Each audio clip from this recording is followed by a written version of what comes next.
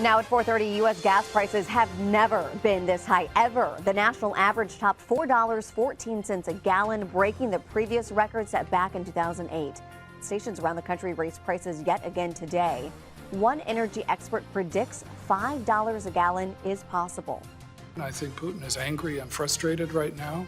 He's likely to double down and try to grind down the Ukrainian military with no regard for civilian casualties. The director of the CIA says scenes like this, bombed out residential buildings, could become more common as Russia intensifies its attacks in Ukraine. This is a step that we're taking to inflict further pain on Putin, but there will be cost as well here in the United States. The U.S. is now the first Western country to ban Russian energy imports in response to the invasion of Ukraine. The United Kingdom followed by announcing it will phase out of use of Russian oil by the end of this year. I do want to thank you again for joining us this afternoon for a full hour of News 4 at 4. I'm Paige Holsey. Now, to help us break down what's happening in Ukraine and how it could impact us right here in the St. Louis area, Webster University's Professor of International Relations, Denny Bello, joins us. Thank you for being here. This is a huge announcement today from the president. How will it work? How will it impact us here in St. Louis? And will it really be enough to stop Russia if other European countries don't follow suit? Well, the main goal of this embargo on Russian oil is to prevent Vladimir Putin from continuing the military operation. Americans should expect to pay higher prices at the pump and in the short run also higher prices for goods and services.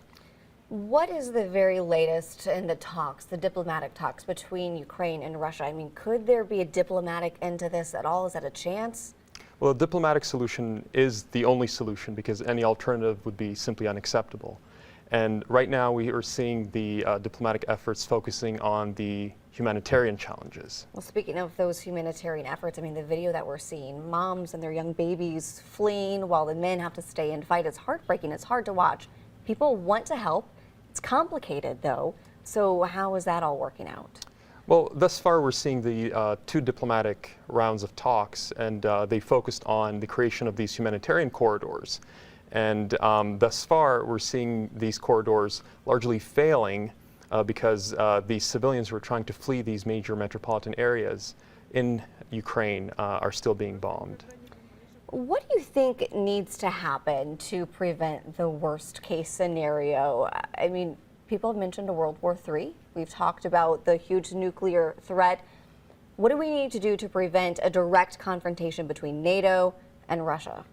Well, the main goal is indeed to prevent a nuclear confrontation, and I think one of the key ways is to also prevent a direct military confrontation between NATO forces and Russian forces. So all of these policy options we've been hearing about, such as the no-fly zone or boots on the ground, these options simply can't be selected if we are to prevent war.